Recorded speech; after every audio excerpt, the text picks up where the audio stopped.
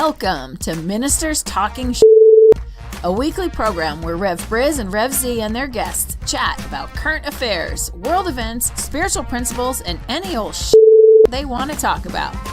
Based on the New Thought philosophy and ancient wisdoms, Ministers Talking shares a visionary perspective of the evolving spiral called spiritual living. Join us each week as we explore the emerging paradigm of life on planet Earth and beyond.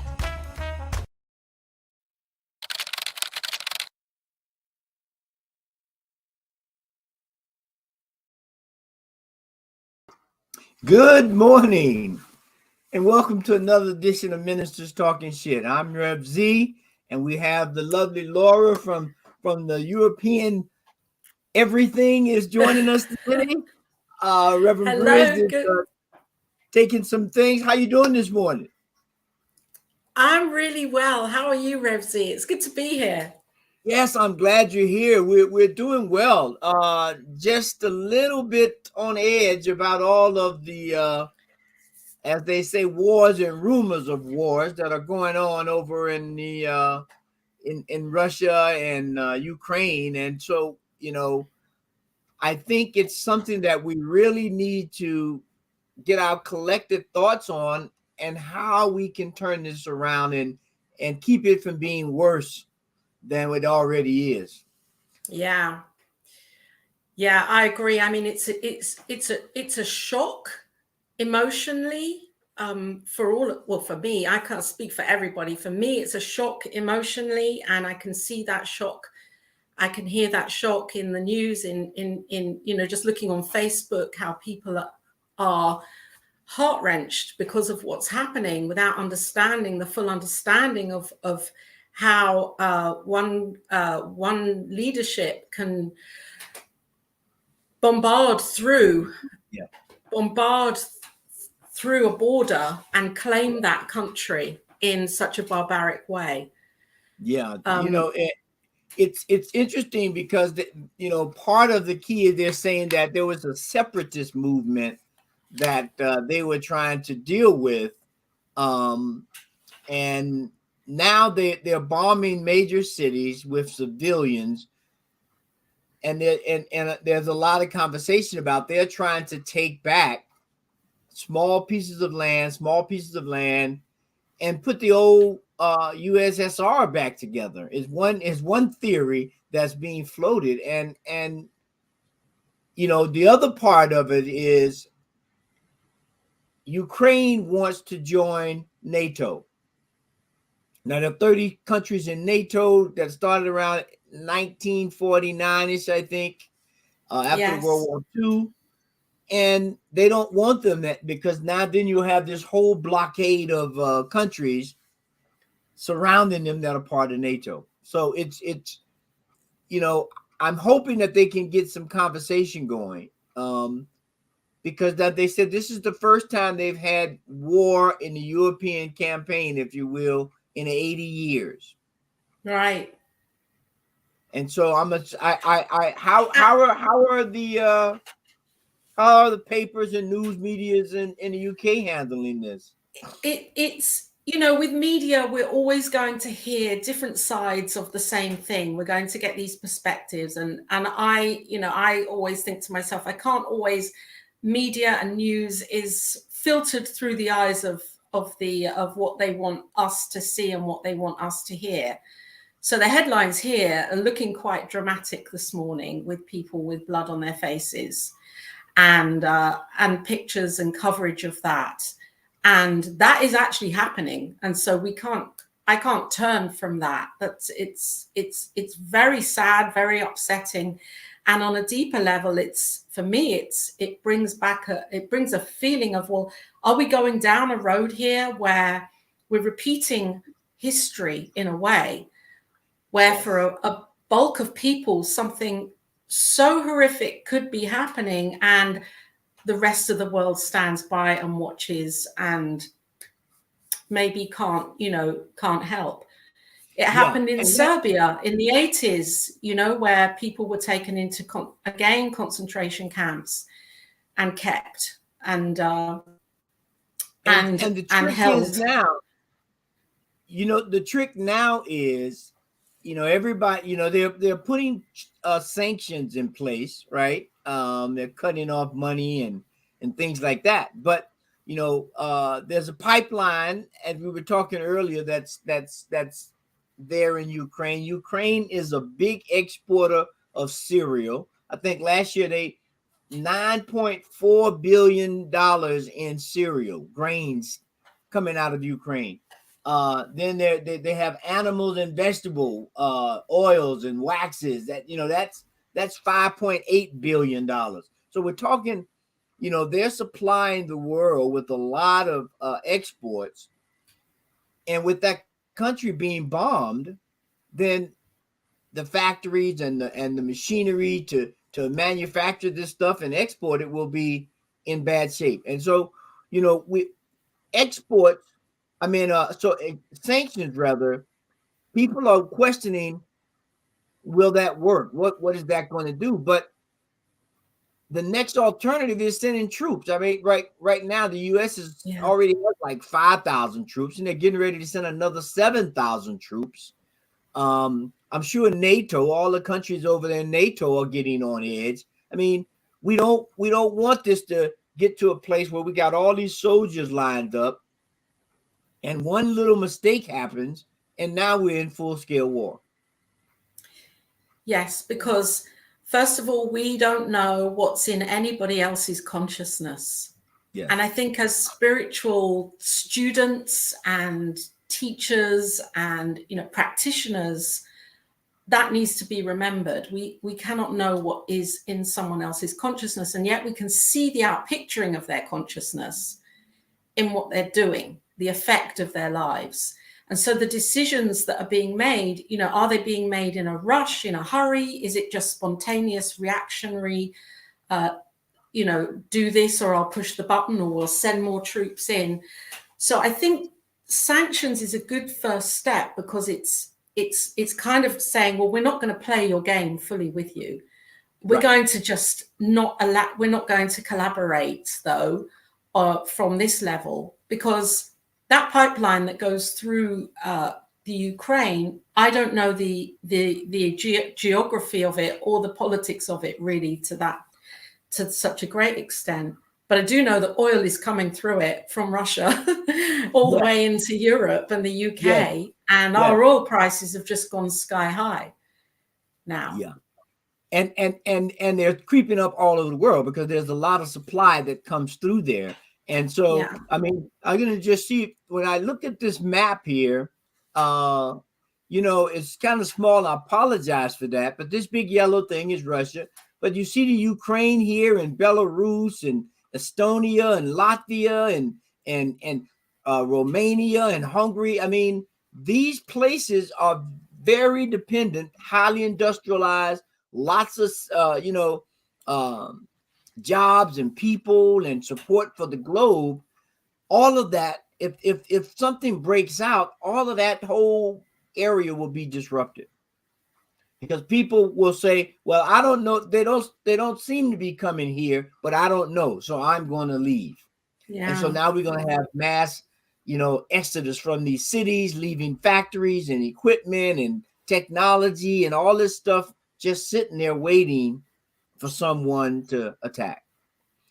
And so, like you said, consciously, we have to get conscious leaders to not rabble rouse, to not talk about all of military power.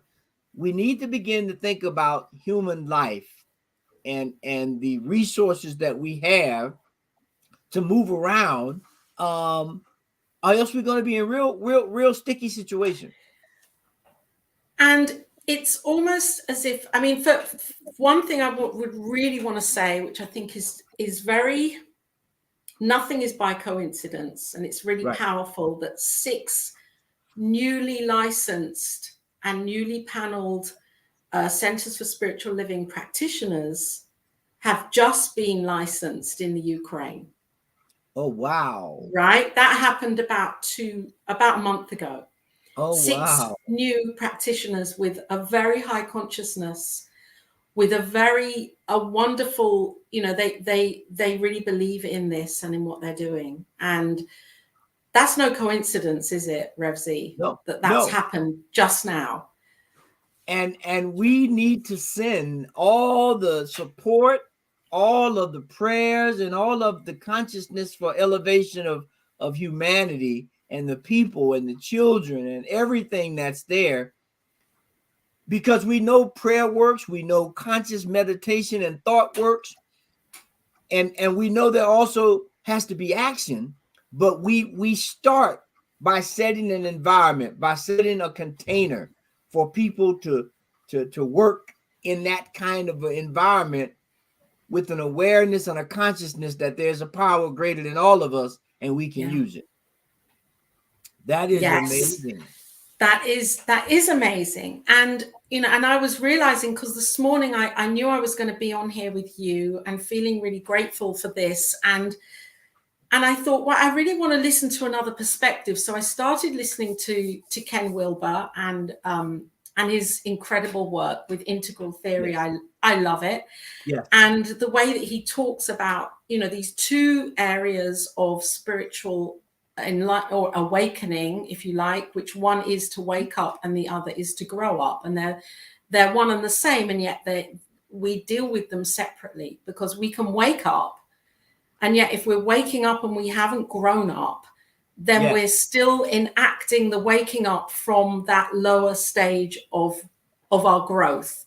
So so we're looking at this and playing out in Russia, and I see, right, okay, this is happening. This is happening for our growing up, so that we can come into this cosmic caring, this cosmology, rather than this world or this egocentric based, ideology, which Russia is coming from. And so we come from this higher place. Yes. Knowing oneness and knowing that we're whole and that we're complete. And that feels, for me, it feels more adult, more spiritually intelligent. And when we look at Ken's, integral theory and the spiral, right, of how we go through these different areas of consciousness as we continue up the spiral, Russia is operating from this lower vibration, this real primal, egoic, a negative egoic, a self-centered egoic phase that says we are right, you're wrong, we're might, you're not, and we get into this primitive, if you will, way of settling conflicts.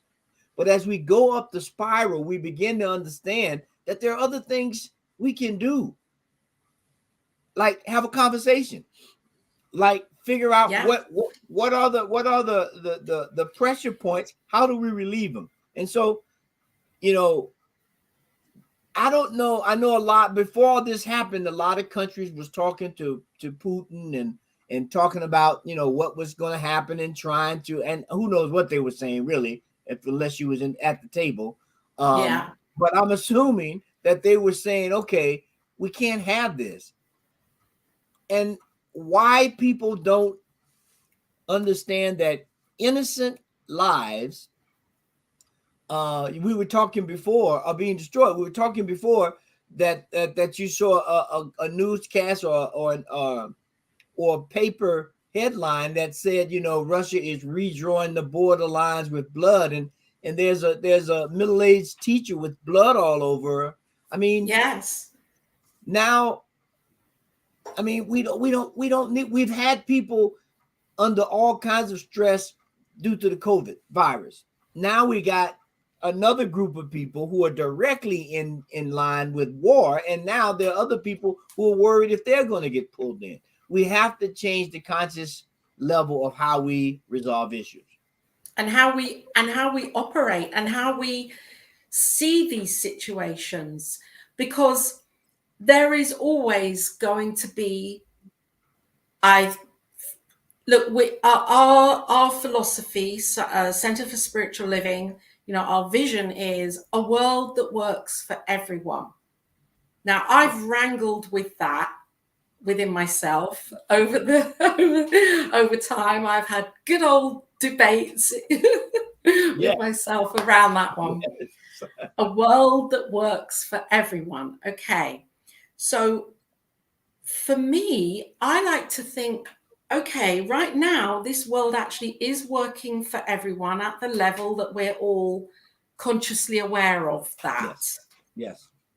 And if I really want a world that works for everyone, then I have to take responsibility for my world working for me.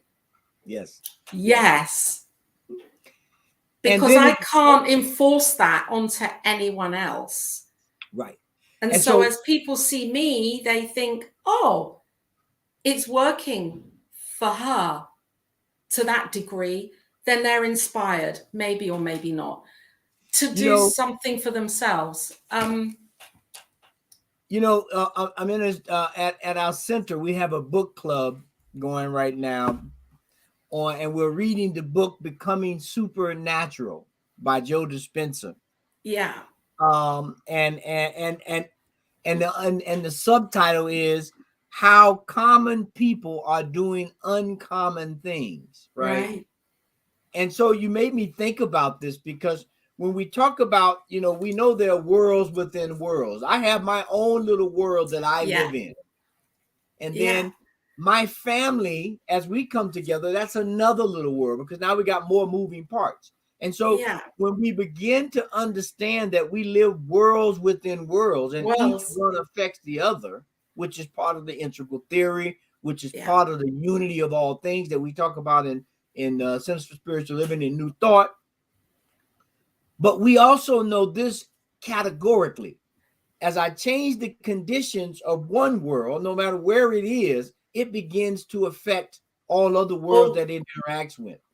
So as we begin to individually think about what is thought and how do we have conversations that engage people's minds to look at things differently and look for different ways to settle disputes, we begin to change the environment, the way people behave. And that's what we need now. Everybody, our social media, which is great, but all this news and stuff, it focuses a lot, I hate to say, on individualism. This is mine. Look what I'm doing. Look at all my good stuff, or trying to sell you some idea that that's all there is and that's what you need to do. And now we're off chasing that. Yeah. And also, as you were saying that, I was just really, really thinking and feeling here that this is happening. I feel this is happening with Russia and with Ukraine so that we can again prove it to ourselves, so that we can again, it's like we haven't got it. We still haven't got it. And so here's another experience. Here's another seeming challenge. Here's another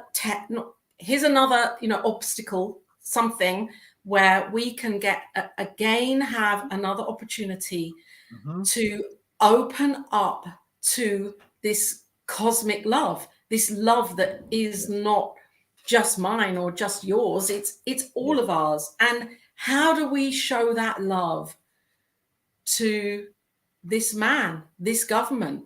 How do we, if we look at the teachings of Jesus, he'd be saying, forgive him, he knows not what he is doing. Forgive them, they know not what they are doing. Yeah. In the physical world, in the mental world, they know not what they are doing because they're separated from the knowing of who they are. They're separated. And it's out picturing horrifically. How can we forgive that? Yeah. And you would think now we're still in the throes of 2 years plus of a pandemic that is global. It has affected everyone on the planet.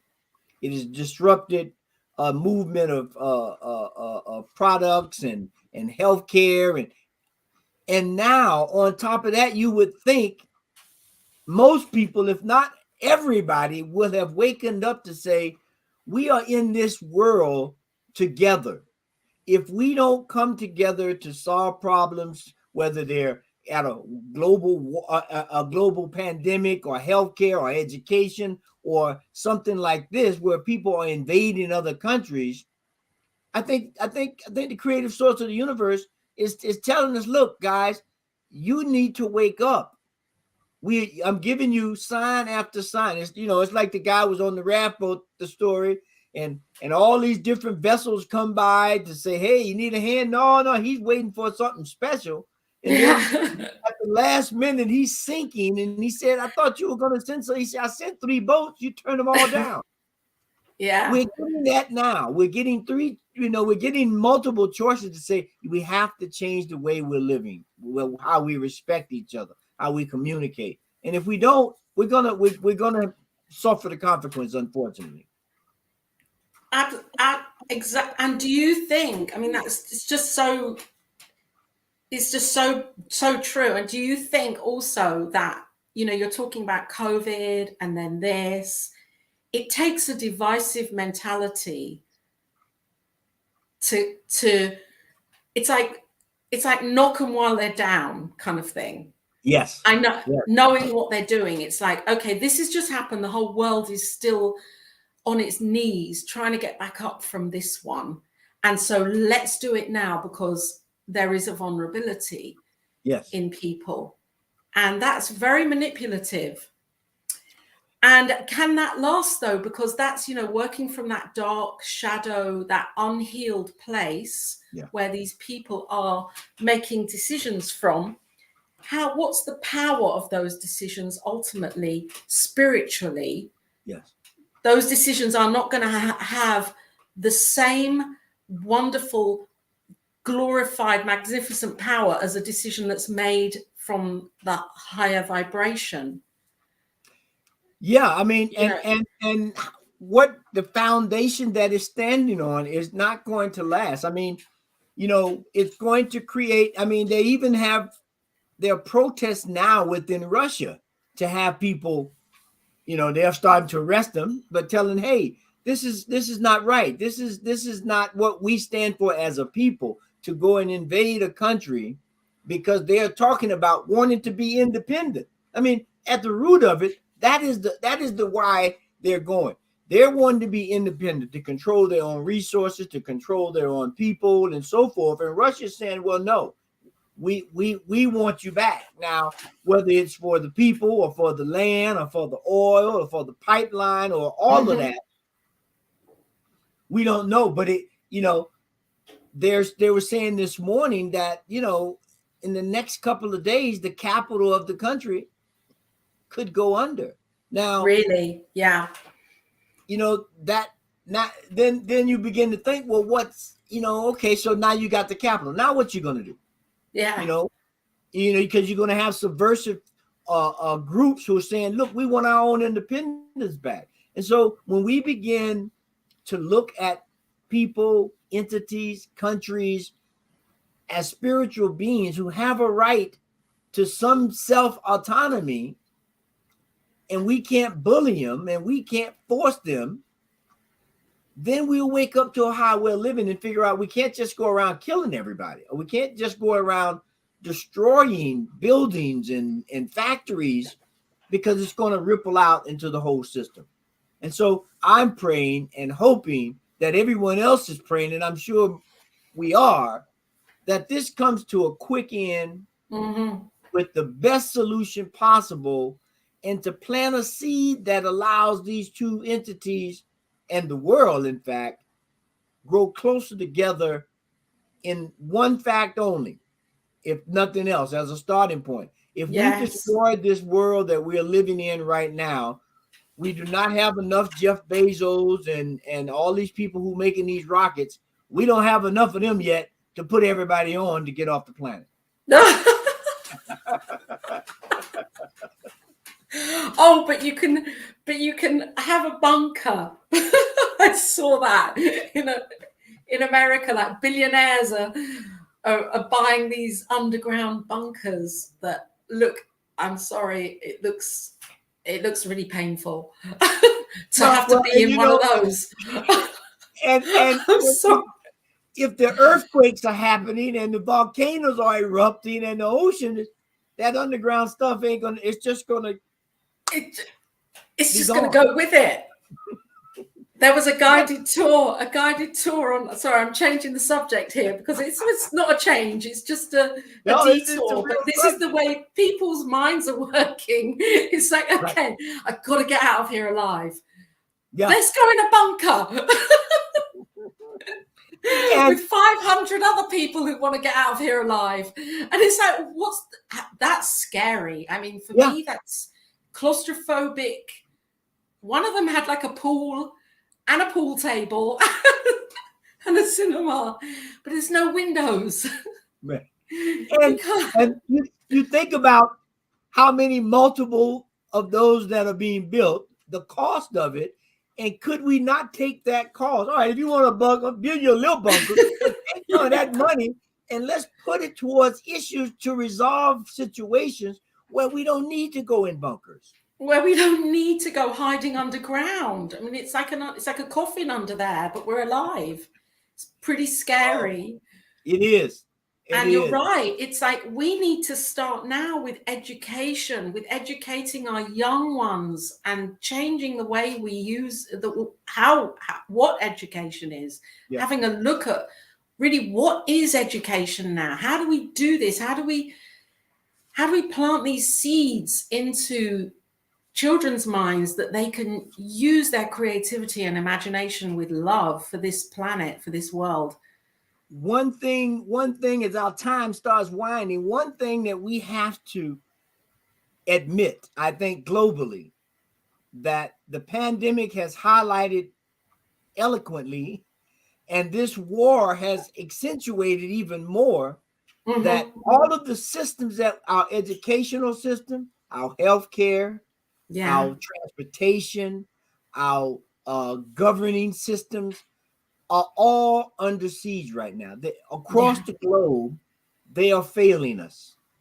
And here is another system that is being highlighted in terms of failure of diplomacy and democracy or togetherness. I mean, because everyone is not democratic, but diplomacy, no matter what you're doing, is a key. And right now they're not working. And so we're being told, we're being shown, as you were saying earlier, that if we continue down this path, the consequences are going to be dire.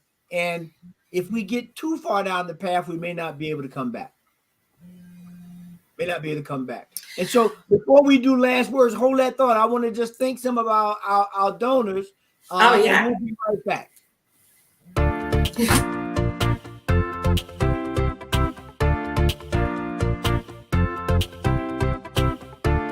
Thank you, Center for Spiritual Living Denver, for your continued support.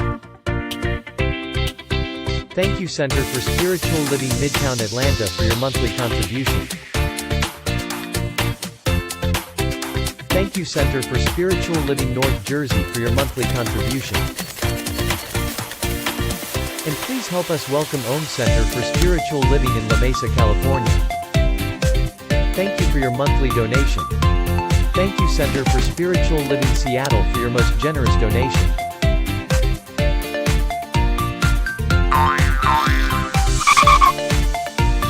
And a special thanks to Hefferland Foundation for your generous technology grant. And Suze Ajit, thank you for your very generous donation. And a big shout out to all our committed donors.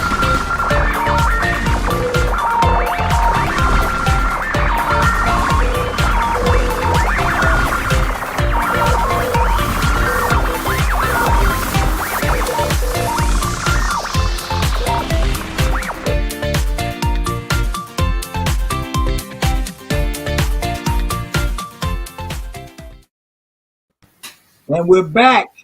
And so I know I cut you off mid-thought. I hope you still have it. So as we have our closing words here. Bring it on. The world, the planet is smaller than we think it is.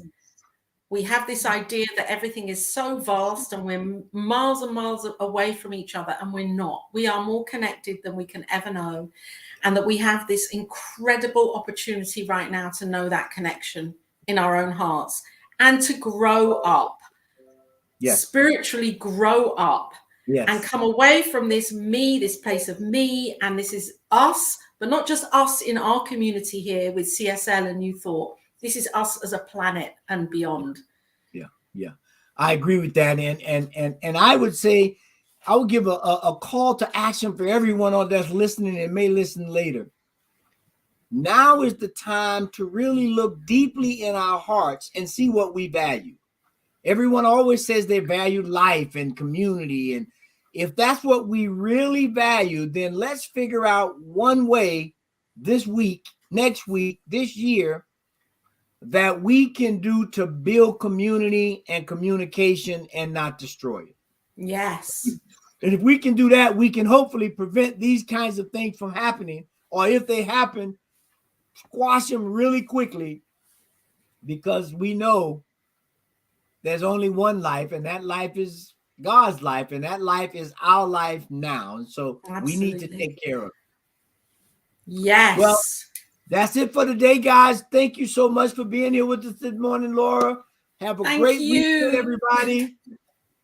Peace.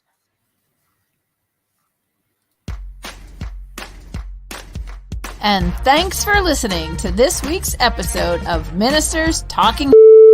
We'll be back again next week with more commentary on current affairs, world events, and any other our ministers want to talk about. And if you found value here, please share our with your friends. Until next time, peace and blessings.